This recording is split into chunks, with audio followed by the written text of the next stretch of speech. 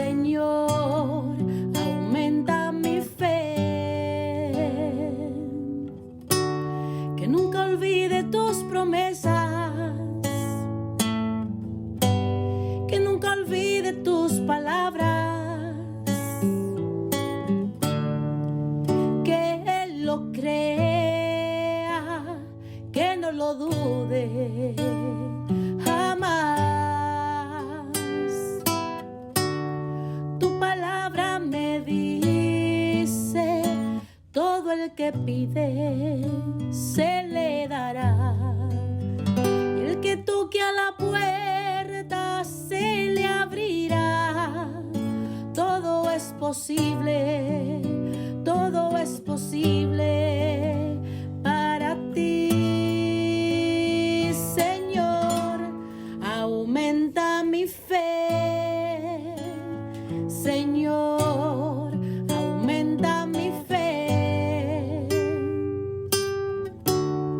aumenta mi fe, Señor, aumenta mi fe, aumenta mi fe, aumenta mi fe, aumenta mi fe, aumenta mi fe, aumenta mi fe, aumenta mi fe, aumenta mi fe, aumenta mi fe, Señor.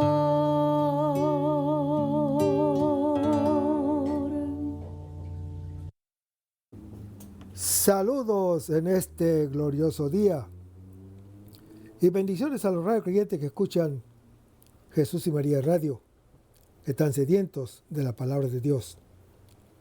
Les envío un saludo a su hermano Américo Tejada, de la parroquia San Simón Gestac San José, que está localizada en el Bronx y pertenece a la Arquidiócesis de Nueva York. Estamos aquí todos los lunes de 5 a 6 p.m. y los domingos de 5 a 6 p.m. hora de Nueva York.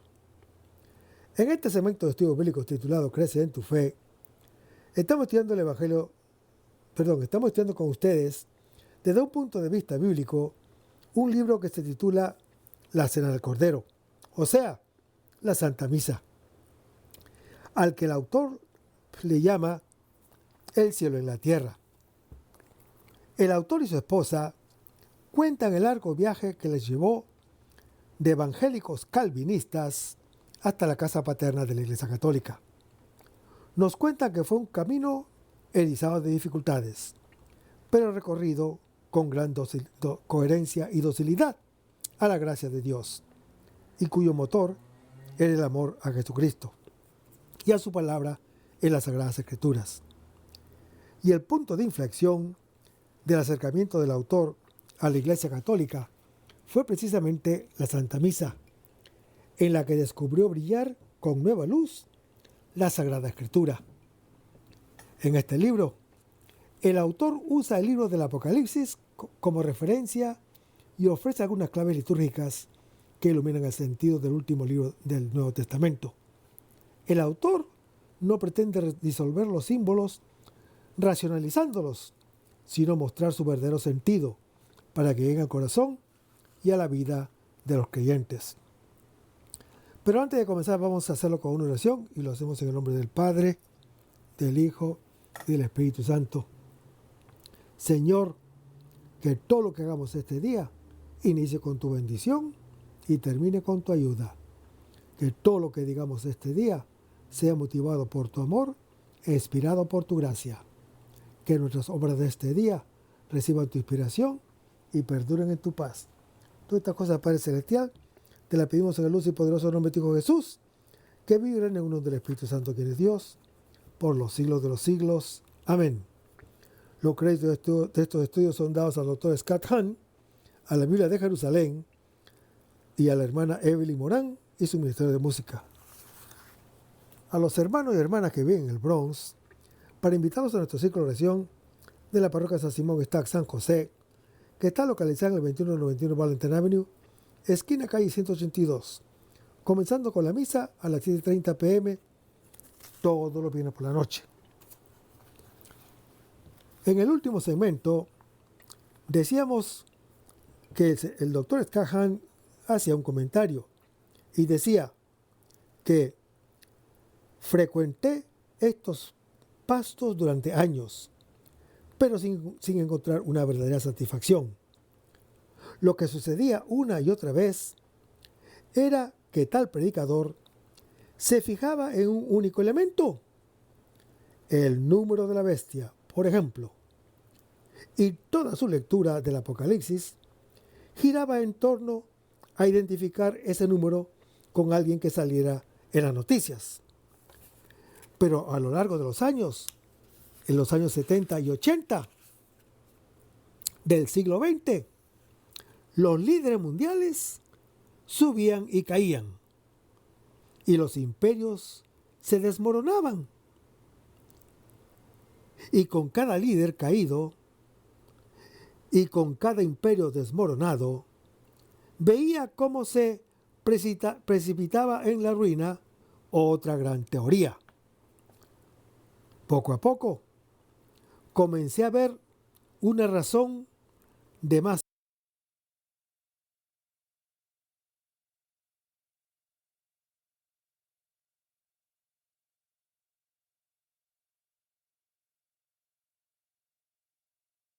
peso para mi desilusión. Podría, hermano y hermana que me escuchas, el Apocalipsis estaba previsto para revelar, y sus revelaciones deben servir para los cristianos de todos los tiempos, incluidos sus lectores originales del siglo I. Los futuristas, en toda su variedad, no agotaron las perspectivas de interpretación del libro del Apocalipsis.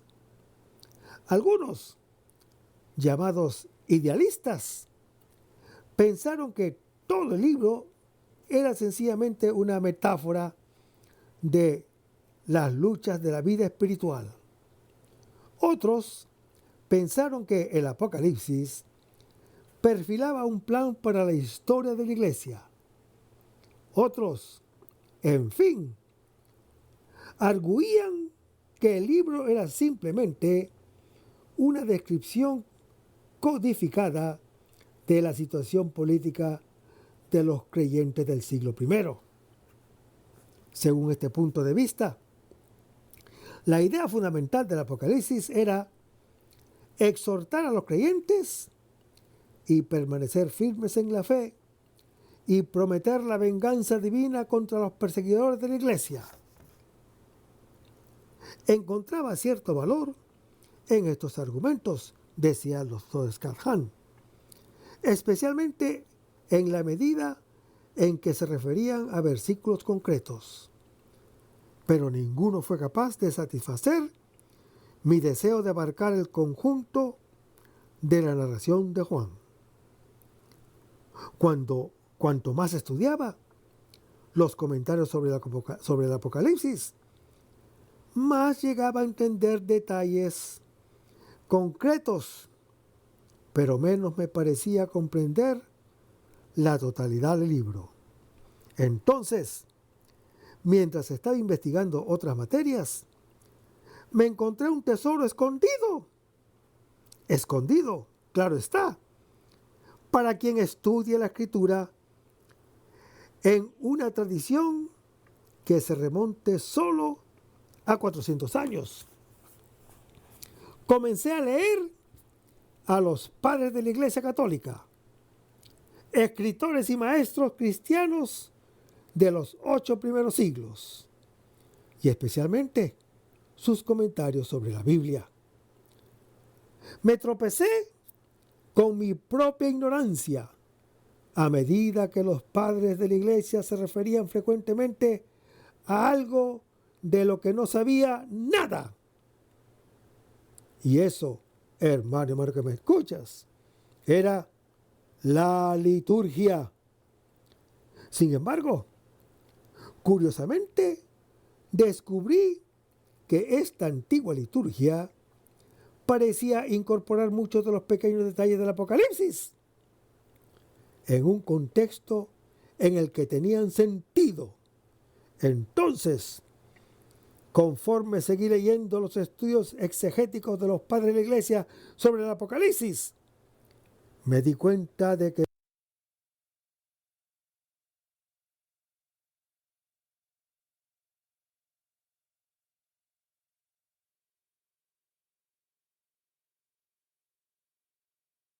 muchos habían conectado explícitamente la misa y el libro del Apocalipsis. De hecho, para la mayoría de los primeros cristianos, se trataba de un dato evidente. El libro del Apocalipsis era incomprensible, separado de la liturgia. Como describí ya en el capítulo 1 de la primera parte de este libro, solo cuando comencé a asistir a la misa, resultó que las muchas piezas de este libro desconcertante empezaron de repente a colocarse en su sitio. Antes de que pasara mucho tiempo, pude ver el sentido que tiene el altar del Apocalipsis, como está en Apocalipsis capítulo 8. Sus sacerdotes revestidos, como está en Apocalipsis capítulo 4, sus velas, como está en Apocalipsis capítulo 1, su incienso, como está en Apocalipsis capítulo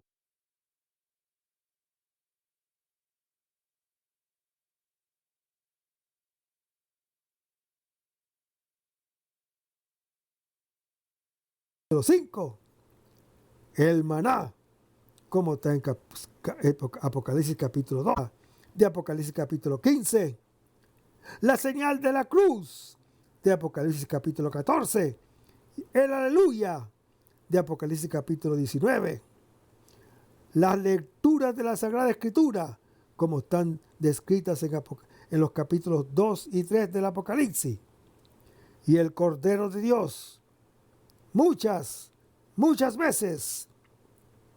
No son interrupciones de la narración o detalles incidentales, son la verdadera sustancia del Apocalipsis. Por tanto, el Apocalipsis no era simplemente una velada advertencia sobre la geopolítica de los años 70 del siglo XX o una historia codificada del Imperio Romano del siglo I o un libro de instrucciones para el fin de los tiempos. De alguna manera, trataba sobre el mismo sacramento que estaba empezando a traer a este cristiano bíblico hacia la plenitud de la fe católica, nos confiesa el doctor Scott Hahn. Aún así, surgían nuevas cuestiones. Si en los textos de las antiguas liturgias me tropecé con el qué del Apocalipsis, me quedaban algunos enormes porqués. ¿Por qué una presentación tan rara? ¿Por qué una visión y no un texto litúrgico? ¿Por qué de entre todos los posibles discípulos el Apocalipsis se atribuía a Juan? ¿Por qué fue escrito cuando fue escrito? ¿Por qué? ¿Por qué? ¿Por qué? A medida que empecé a estudiar los tiempos del Apocalipsis y la liturgia de los tiempos, fueron apareciendo las respuestas. Cuando procuramos acercarnos al libro como debió hacerlo su audiencia original, se esclarecen muchos pequeños detalles de la visión del apóstol San Juan. Si fuéramos judeocristianos de habla griega, de los tiempos de Juan el Evangelista, que viviésemos en las ciudades de la provincia romana de Asia, probablemente conoceríamos la topografía de Jerusalén por nuestras peregrinaciones regulares. Para los lectores de Juan, Jerusalén es sumamente importante. Era la capital y el centro económico del antiguo Israel, así como el eje cultural y académico de la nación. Pero, sobre todo, Jerusalén era el corazón espiritual del pueblo israelita. Intenta imaginarte una ciudad moderna que combinase Washington D.C., Wall Street, Oxford y el Vaticano. Hermanos, eso era Jerusalén para un judío del siglo I. Dentro de Jerusalén, nuestro sentimiento de afecto más profundo sería por el templo de Jerusalén, centro de la vida religiosa y cultural de los judíos de todo el mundo. Jerusalén no era tanto una ciudad con un templo, cuanto un templo con una ciudad construida a su alrededor. Para los judíos piadosos, más que un lugar de culto, el templo era como un modelo a escala de toda la creación. De la misma manera que el universo fue hecho para ser el santuario de Dios, con Adán sirviéndole como sacerdote. Así, el templo existía para restaurar este orden, con los sacerdotes de Israel sirviendo ante el Santo de los Santos. Como judíos cristianos, reconoceríamos inmediatamente el templo de Jerusalén en la descripción del cielo que hace el Apocalipsis. En el templo, hermano que me escuchas, como en el cielo del apóstol Juan, la menora que tiene 7 candelabros de oro, de que habla Apocalipsis capítulo 1, y el altar del incienso que habla Apocalipsis capítulo 8, estaban delante del Santo de los Santos, en el templo de Jerusalén. Adornaban las paredes 4 querubines tallados, como las 4 criaturas vivientes sirven ante el trono en el cielo del apóstol Juan.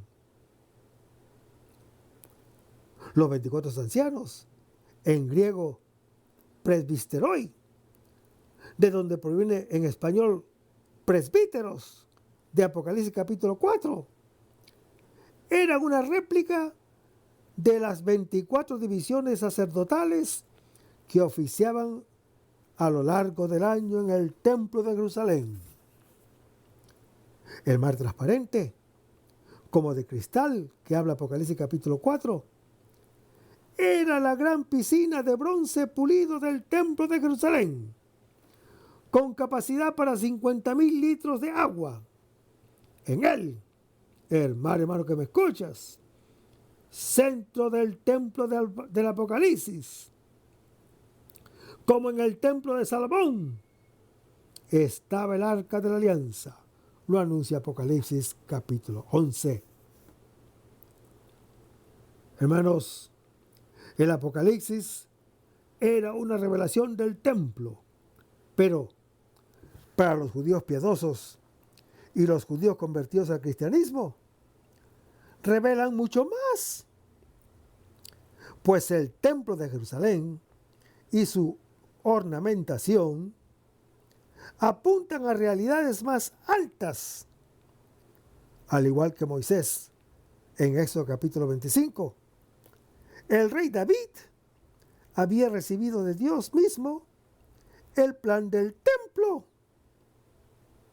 cuando le dice: todo esto me ha llegado escrito por la mano del Señor, para hacerme comprender todos los detalles del modelo. Y lo dice en Primera de Crónicas, capítulo 28. Hermanos, el templo tenía que ser construido a imitación de la corte celestial. Leamos las Escrituras. Me mandaste a edificar un templo en tu santo monte y un altar en la ciudad de tu morada, a imitación de la tienda santa que preparaste al principio. Lo anuncia Sabiduría, capítulo 9. Según algunas antiguas creencias judías, el culto del templo de Jerusalén era un reflejo del culto de los ángeles en el cielo. El sacerdocio levítico, la liturgia de la alianza, los sacrificios representaban difusamente modelos celestiales. El libro del Apocalipsis apuntaba a algo diferente, apuntaba a algo más. Mientras que Israel rezaba a imitación de los ángeles, la iglesia del Apocalipsis daba culto junto con los ángeles, lo anuncia Apocalipsis capítulo 19. Mientras que los sacerdotes eran los únicos autorizados para estar en el lugar santo del templo de Jerusalén, el Apocalipsis mostraba una nación de sacerdotes en Apocalipsis capítulo 5, que moran siempre en la presencia de Dios. En adelante, ya no habría un arquetipo celestial y una imitación terrena. El Apocalipsis revela ahora un único culto, compartido por hombres y ángeles. Los especialistas no se ponen de acuerdo en cuándo fue escrito el libro del Apocalipsis. Las hipótesis abarcan desde finales de los años 60 hasta finales de los años 90 después de Cristo. Casi todos están de acuerdo, sin embargo, en que las medidas del templo que da Juan en Apocalipsis 11 apuntan a una fecha anterior al 70 o al año 70, puesto que después del año 70 no habría habido templo que medir. En cualquier caso, hermano que me escuchas, el culto de los sacrificios de la antigua alianza encontró su final definitivo con la destrucción del templo de Jerusalén, cuando el año 70 después de Cristo fue arrasada Jerusalén. Para los judíos de todo el mundo, este acontecimiento supuso un cataclismo que prefiguraba el juicio final del templo cósmico al final de los tiempos. Después del año 70, ya no se elevaría el humo de los corderos sacrificados. Las legiones romanas habían reducido a escombros calcinados la ciudad y el santuario que habían dado sentido a las vidas de los judíos de Palestina y del extranjero. Lo que describe San Juan en su visión fue nada menos que la desaparición del mundo antiguo, la antigua Jerusalén, la antigua alianza y la creación de un nuevo mundo, una nueva Jerusalén, una nueva alianza. Con el orden del nuevo mundo vino un nuevo orden de culto. Es difícil no oír los ecos del Evangelio del apóstol Juan. Destruir este templo y en 3 días lo reedificaré. Vayamos a Juan capítulo 2, versículo 19. Hermanos, si a la alianza de Canaán hace falta el vino, el templo de Jerusalén está reducido a una cueva de ladrones, como lo había anunciado el profeta Jeremías en su capítulo 7. El Señor Jesús, de la misma forma que ha convertido el agua en delicioso vino, hará también del templo destruido, la casa del Padre. Él, que es la palabra encarnada, es el nuevo templo, lugar de comunión entre Dios y todos nosotros los creyentes. Este texto, hermano que me escuchas, debe leerse en clave de purificación, o mejor aún, de abolición del templo por parte del Señor Jesús. Es cierto que el Cordero de Dios, al tomar el puesto de Yahvé, entra en el templo y purifica su culto, según lo anuncia el profeta Malaquías en su capítulo 3, y da por abolido con el suyo todos los otros sacrificios. En todas las culturas, el templo representa el ombligo que junta el cielo con la tierra, lugar de lo divino y manantial de lo humano. Hermanos, el templo es el centro del tiempo y del espacio, estructura del espacio habitable. Marca el ritmo del tiempo por medio de las celebraciones. El templo al que Jesús llama casa de mi Padre y más tarde le llama santuario, al final lo identifica con su cuerpo. La carne de la palabra de Dios es desde entonces la tienda de Dios en medio de nosotros los creyentes. El santuario es la parte del templo reservada y secreta, en donde está el Santo de los Santos, con el Arca de la Alianza.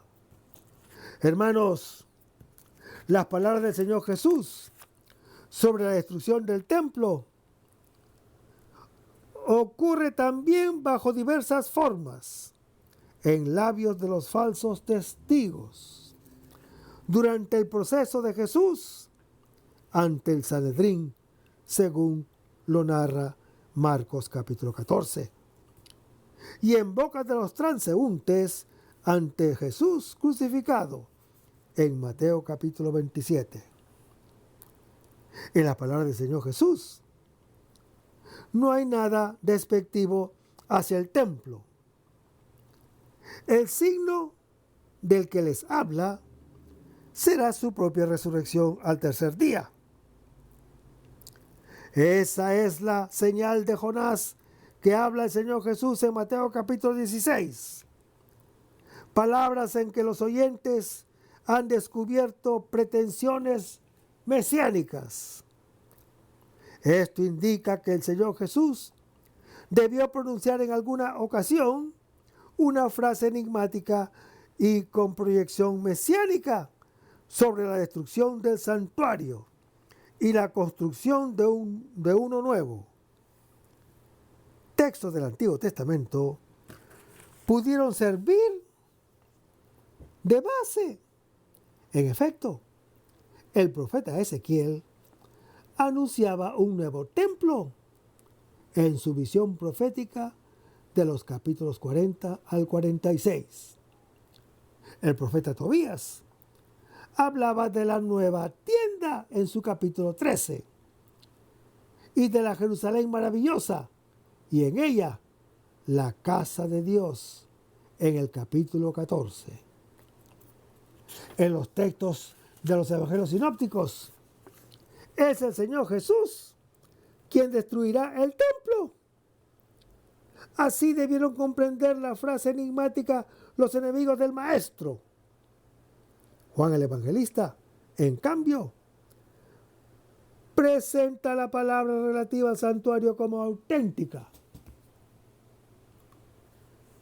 pero en una nueva o en una línea nueva de simbolismo, más marcado y más profundo. Destruyan, dice el Señor Jesús. Esto puede significar la destrucción de un edificio o, en lenguaje cristiano, la resurrección de entre los muertos. Dice santuario.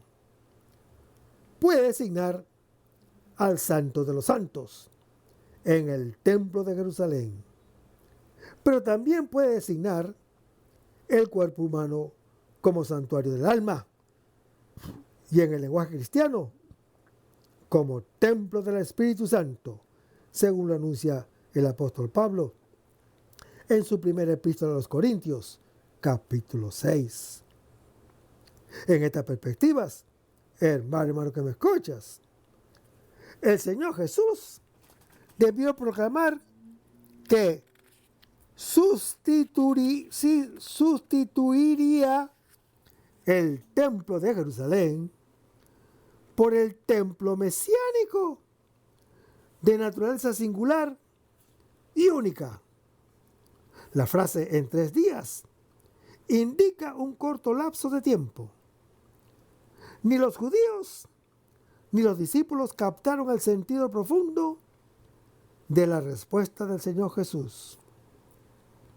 El hecho de la resurrección del Señor Jesús y la donación del Espíritu Santo hicieron penetrar en el significado hondo de la acción que había realizado y de la palabra que había proferido.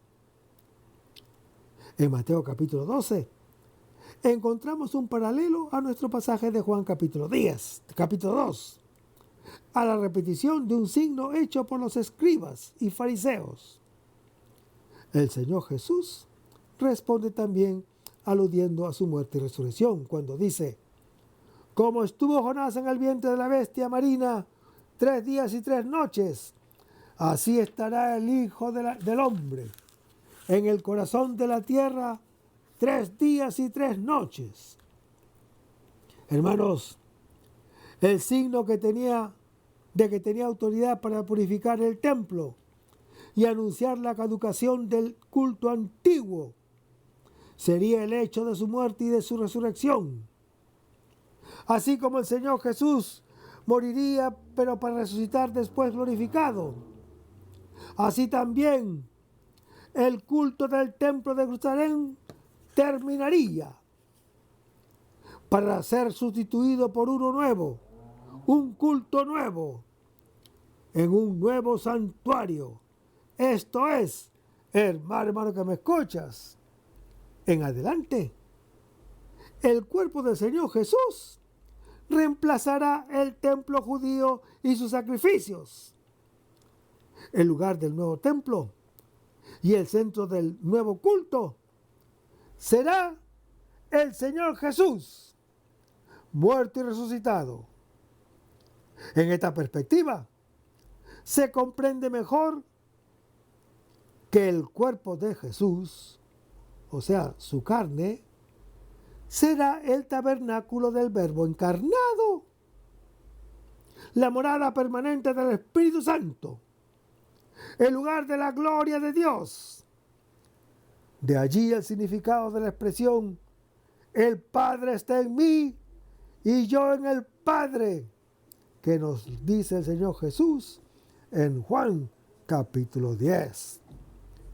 Y ese cuerpo y esa carne será ofrecida en sacrificio para la remisión del pecado, para dar vida al mundo, como lo dijo el Señor Jesús en Juan capítulo 6. Hermanos, el evangelista Juan ha querido anticipar la escena al principio del ministerio del Maestro, para indicar ya desde ahora que el Señor Jesús será el lugar donde se realiza el nuevo culto.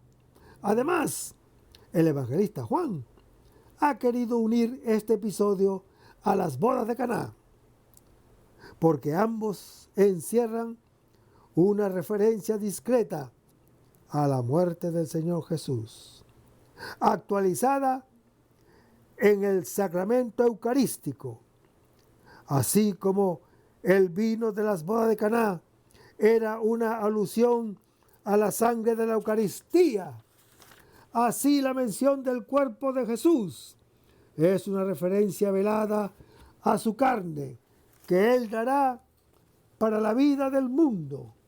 Por eso el Señor Jesús dirá después: llega la hora en que ni en este mundo, ni en este monte, ni en Jerusalén daréis culto al Padre, en que los verdaderos adoradores darán culto al Padre en espíritu y en verdad.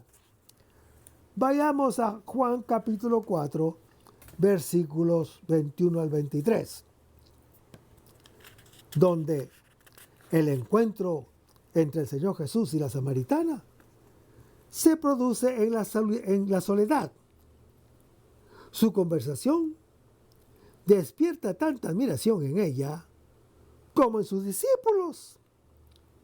Es cosa sabida que ningún maestro hablaba con una mujer en la calle. Incluso a su mujer solo se dirigía en la intimidad del hogar. Al pozo se va a las horas frescas del alba y del atardecer. Pero, ¿por qué esta mujer llega allí al mediodía? Cuando está segura de no encontrar a ninguna otra mujer. La samaritana se siente sorprendida por la pregunta de Jesús que le hace. Le suena como un filtreo de alguien que pretende de algo. Ha entendido bien. Es la reacción que comúnmente se da al principio de un cortejo. Al borde del pozo, el patriarca Jacob había cortejado a Raquel en el Génesis capítulo 29. Y Moisés a las 7 hijas de Reuel para desposarse con Séfora en Éxodo capítulo 2.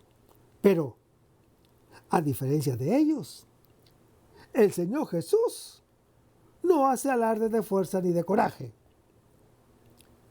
Sediento junto al pozo, manifiesta su propia debilidad, como la mujer samaritana que llega a sacar agua. También él tiene sed.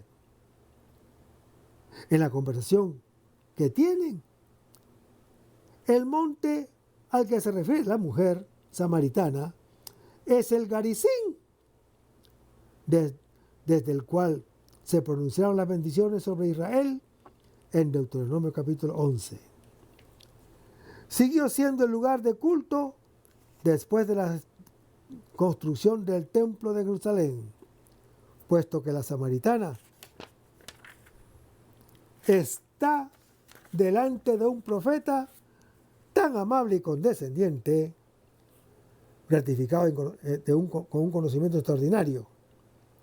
¿Qué mejor que pedirle luz sobre el problema crucial que enemista a judíos y samaritanos? Estos habían erigido en el Garizim un templo rival del de Jerusalén. En el monte Garizim, los samaritanos localizaban numerosos pasajes bíblicos, como el encuentro de Abraham con Melquisedec en Génesis capítulo 14, el sacrificio de Isaac por su padre Abraham en Génesis capítulo 22, el altar erigido por Jacob en Génesis capítulo 28, el primer sacrificio de Josué en Josué capítulo 8, con la llegada del Mesías, a quien judíos y samaritanos esperaban, se inicia la nueva y definitiva alianza, en la que Garizim, el monte donde adoraban los samaritanos, y Jerusalén, con su templo, quedan superados. Lo que quiere el Padre Celestial es que todos creamos en su Hijo, el nuevo templo de Dios, y le rindamos un culto que brote del corazón del creyente y que es suscitado por el mismo Espíritu de Dios, como nos lo dice el apóstol San Pablo cuando dice: y ustedes no han recibido un espíritu de esclavos para recaer en el temor, antes bien han recibido un espíritu de hijos adoptivos que nos hace exclamar: Abba, Padre. Y lo dice en Romanos capítulo 8.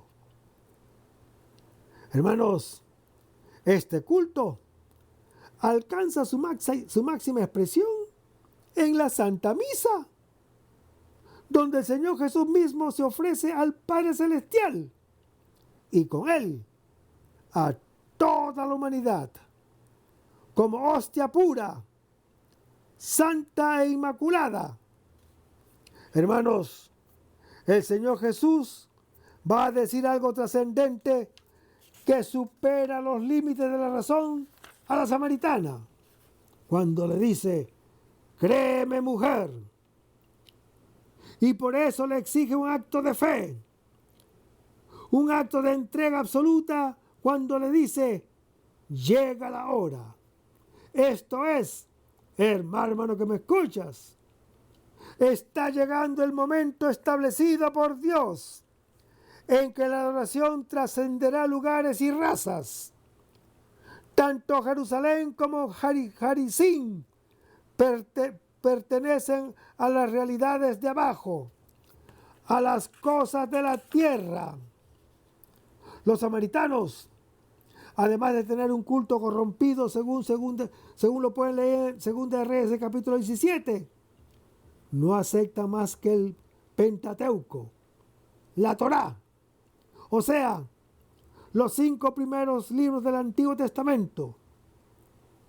Se habían cerrado así al progreso de la revelación, perdiendo el sentido de los designios de Dios. Los judíos, en cambio, entre quienes se coloca a sí mismo Jesús, poseen la revelación verdadera. Jerusalén es la poseedora del conocimiento del Dios verdadero. Vayamos a las Escrituras. Sucederá en días futuros que el monte de la casa de Yahvé será asentado en las cimas de los montes y se alzará por encima de las colinas. Confluirán a él todas las naciones y acudirán pueblos numerosos. Dirán: vengan, subamos al monte de Yahvé, a la casa del Dios de Jacob, para que Él nos enseñe sus caminos y nosotros sigamos sus senderos. Pues de Sión saldrá la ley y de Jerusalén la palabra de Yahvé. Lo anuncia el profeta Isaías en su capítulo 2. Hermanos, la ciudad de Jerusalén es también depositaria de las promesas mesiánicas. Vayamos a las Escrituras. Aquel día me dispondré a destruir a todas las naciones que atacan a Jerusalén. Derramaré sobre la dinastía de David y sobre los habitantes de Jerusalén un espíritu de gloria y de oración, y mirarán hacia mí. Lo anuncia el profeta Zacarías en su capítulo 12. Y cuando el Señor Jesús dice: la salvación viene de los judíos, no hay ninguna palabra más elogiosa que se haya escrito sobre los privilegios de Israel. También lo reafirma el apóstol San Pablo cuando dice: son israelitas, de ellos es la adopción filial, la gloria, las alianzas, la legislación, el culto, las promesas y los patriarcas. Y lo dice en Romanos capítulo 9. En hebreo, salvación se dice Yeshua. Y Jesús se dice Yeshua. Ahora, esto podría interpretarse de esta forma. La salvación perfecta que es el Señor Jesús ha brotado por beneplácito eterno de Dios, del pueblo judío. Pues bien, el Padre solo podrá ser verdaderamente adorado si sus adoradores le hacen en espíritu y verdad. Aparentemente, se trataría de un culto interior, en oposición a una religión puramente exterior, de ritos y ceremonias establecidas, pero sin alma y sin espíritu. Esta interpretación es exacta y era ya el pensamiento de los profetas en el Antiguo Testamento. Veamos uno.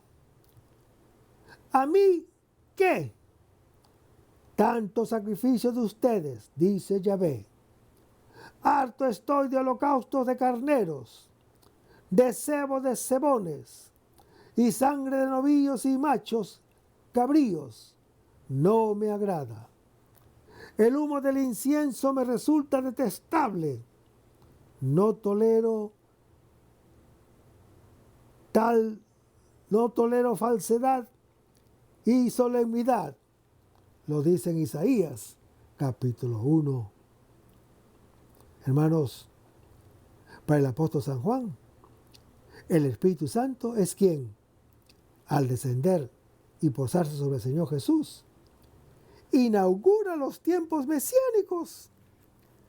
El Espíritu Santo es quien confiere la purificación en el bautismo mesiánico. El Espíritu Santo es el agua viva, el manantial que brota en quien se acerca al Hijo de Dios, según lo anuncia Juan capítulo 14.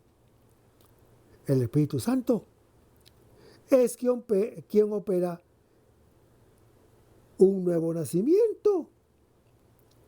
En esa misma línea, al tratarse ahora de la adoración al Padre Celestial, el Espíritu Santo será también el principio de un culto nuevo, el culto propio de los tiempos mesiánicos. La adoración al Padre en espíritu y verdad será un culto que, nacido al impulso del Espíritu Santo, será auténticamente interior, será auténticamente sobrenatural, será auténticamente divino y, consiguientemente, firme, estable y permanente. Siendo así, hermano que me escuchas, los verdaderos adoradores que buscan al Padre Celestial son aquellos que, al impulso del Espíritu Santo, lo adoran en el Señor Jesús. Esta interpretación puede ser ilustrada con la respuesta que el Señor Jesús dio a Felipe cuando éste le dijo: Señor, muéstranos al Padre y nos basta. El Señor Jesús le responde: ¿tanto tiempo hace que estoy con ustedes y no me conoces, Felipe? El que me ha visto a mí, ha visto al Padre. ¿Cómo dices tú? Muéstranos al Padre. ¿No crees que yo estoy en el Padre y el Padre está en mí? Lo dice el Señor Jesús en Juan capítulo 14. En el amor encontramos en comunión de vida con el Padre y con todos nosotros los creyentes. En el único Espíritu Santo, que es la vida de todo. Ese es el culto agradable a Dios. En San Juan, el término espíritu encierra ese mismo sentido. Por lo tanto, para adorar al Padre Celestial, es preciso ser elevado por un principio de vida espiritual que esté al nivel de Dios, a la misma revelación de Dios. Y eso solo puede tener como principio a Dios. El nacimiento de la vida, el nacimiento a la vida de lo alto, solo puede venir de Dios. Y así también la auténtica adoración al Padre. Hermanos, en el libro del Apocalipsis, estas predicciones se cumplen cuando se desvela que el nuevo templo es el cuerpo místico de Cristo, la iglesia. Y cuando el culto en el Espíritu ocupa su lugar en la Nueva Jerusalén del cielo. De igual modo, es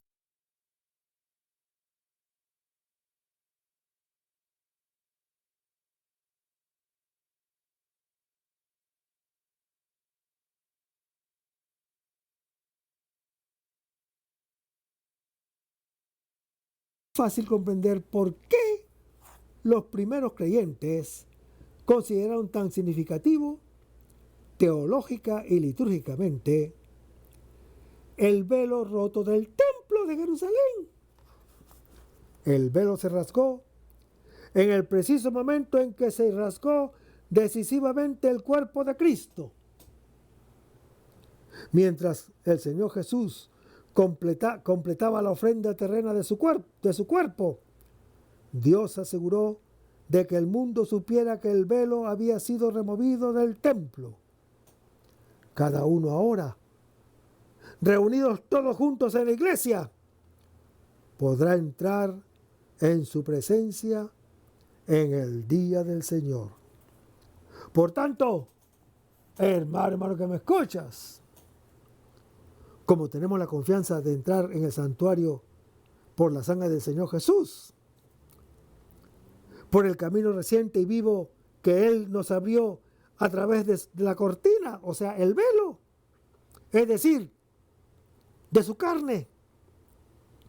Estemos pendientes unos de otros para estimularnos a la caridad y a las buenas obras, sin abandonar nuestras propias reuniones, sino animándonos tanto más cuanto más cercano veáis el Dios, lo anuncia Hebreos capítulo 10. En el Espíritu, el día del Señor, el apóstol Juan vio algo más radical que lo que ninguna narración o discusión podría expresar. Vio aquella parte del mundo que ya había sido transformada en un cielo nuevo y una tierra nueva. Unos siglos más tarde, yo también comencé a volverme y a mirar. A excepción de una plaga de efímeros anticristos en los años 70, Hollywood no ha intentado nunca llevar a la pantalla el Apocalipsis, porque lo ha hecho con los evangelios, como lo ha hecho con los evangelios o el libro del Éxodo. Quizá algunas cosas son demasiado extrañas, demasiado sangrientas, demasiado violentas y demasiado extravagantes, incluso para Hollywood. También podría ser que los directores se les hayan quitado las ganas por el número de protagonistas que requería el Apocalipsis. Por no mencionar el coste de los efectos especiales. El famoso director de cine Cecil B. DeMille pudo contentarse con un reparto de miles de personas cuando filmó los 10 mandamientos. El Apocalipsis, sin embargo, necesitaría literalmente cientos de miles. Es quizás el libro más poblado de la Biblia. ¿Quiénes son esos personajes que poblan los escenarios terrestres y celestes del apóstol Juan? En este capítulo vamos a intentar conocerlos un poco mejor. Y el resto, hermano que me escuchas, lo vamos a ver en el próximo segmento. Vamos a despedirnos con una oración y lo hacemos en el nombre del Padre, del Hijo y del Espíritu Santo. Señor Jesús, ayúdanos a conservar el fervor espiritual, la dulce y confortadora alegría de evangelizar, incluso cuando hay que sembrar entre lágrimas, como Juan el Bautista, como lo hicieron los apóstoles Pedro y Pablo y los otros apóstoles, y también esa gran multitud de evangelizadores que se han sucedido a lo largo de la historia de la Iglesia Católica, con un ímpetu interior que nada ni nadie sea capaz de extinguir. Señor Jesús, que si esta es la mayor alegría de nuestras vidas entregadas al Evangelio. Y ojalá que el mundo actual pueda así recibir la buena nueva de tu Evangelio, porque tenemos la tarea de anunciar el reino de Dios y de implantar tu iglesia en este mundo que todavía no te conoce. Todas estas cosas, Padre Celestial, te las pedimos en el dulce y poderoso nombre de tu Hijo Jesús, que vive y reina en unión del Espíritu Santo, quien es Dios, por los siglos de los siglos. Amén. Hasta el próximo segmento. Que el Señor nos bendiga.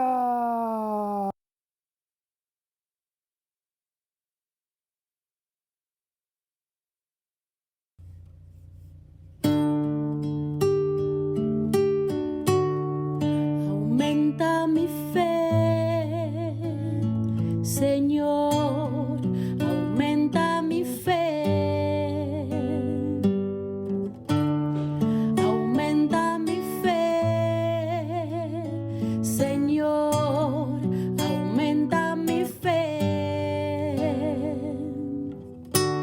Que nunca olvide tus promesas, que nunca olvide tus palabras, que Él lo crea, que no lo dude jamás.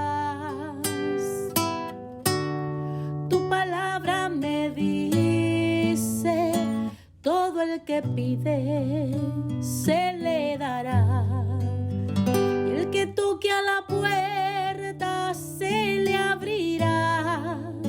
Todo es posible, todo es posible para ti, Señor. Aumenta mi fe, Señor, aumenta mi fe. Aumenta mi fe, Señor, aumenta mi fe. Aumenta mi fe, aumenta mi fe. Aumenta mi fe, aumenta mi fe.